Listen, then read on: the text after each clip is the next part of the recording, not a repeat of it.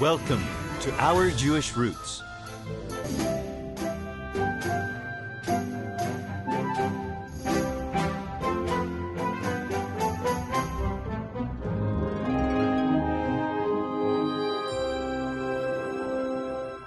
This actually is the garment that's worn by dads, fathers, husbands during the Passover.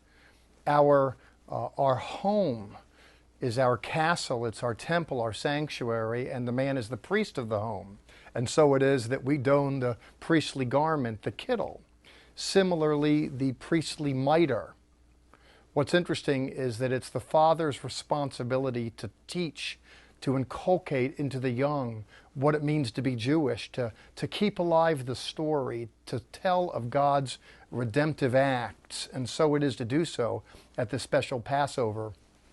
Dad dresses for the occasion. Passover is called the Feast of Unleavened Bread. And you can recall, that is, New Testament readers can recall how at the Last Supper, Jesus took the bread and he blessed it and he broke it and he said, "Take, eat, this is my body." He would have been eating matzah, and a lot of this stuff is passed around at the Passover. Similarly, Jewish people drink wine at the Passover. Actually, there's 4 cups of wine. And inasmuch as Yeshua, Jesus, is on record saying, "Take, eat, this is my body," similarly, he passes the cup and he says, "Drink, this is my blood." Again, the usage of body and blood, bread and wine imagery is ubiquitous. It's everywhere. It's part of the Jewish Passover. This is a long evening, I can tell you. And at the end of this meal, the last thing eaten is that hidden afikomen. You remember the piece of bread we broke last week? We took the middle piece out of this bag, broke it, wrapped it up in a white cloth, hid it away. Father now brings it forth again, gets it out of its hiding place. And this piece of bread and the 3rd cup of wine, the cup of redemption, is the Lord's Supper. It's not like it, it is it. It's the original. It's the communion, the Eucharist, whatever you want to call it. This red and this particular wine. You see, I told you you could see the whole service. You'll appreciate it better. So this is how it comes out of the service. And let me say a few words about the bread and the wine.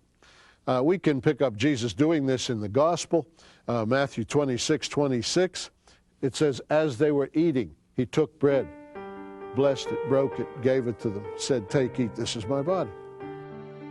And isn't it interesting, if you look in Luke chapter 22, verse 1, we're told the Passover, the Last Supper, is the Feast of Unleavened Bread. It's all around that event. Jesus begins his ministry in the gospel, publicly giving voice to it anyway, with a reference to the Passover season. And similarly, his public ministry comes to an end then too, right at the Passover time.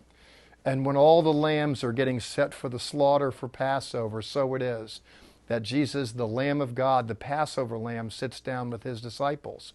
And as he goes through the Passover with them, they're oblivious to the fact that he's the fulfillment of those Old Testament things.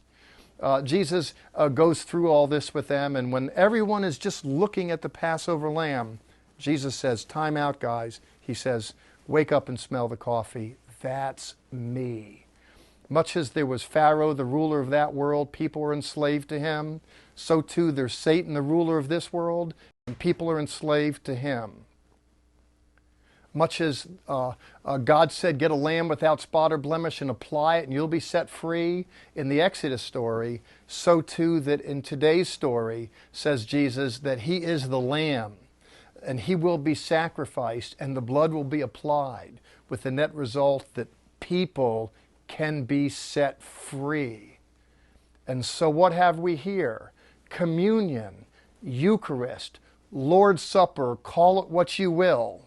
This decidedly Christian reenactment is a story that evolves out of the Jewish Passover. And it's all about freedom for Jews yesterday, for Jesus' disciples yesterday, and for me and you today.